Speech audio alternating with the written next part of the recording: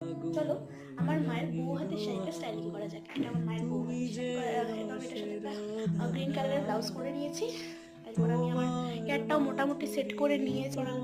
বসবো বাকি স্টাইলিং করে তোমাদের সাথে দেখা মুক্তা যেমন শুকতির বুকে তেমনি মাতে তুমি আমার পরাণে প্রেমের বিন্দু তুমি শুধু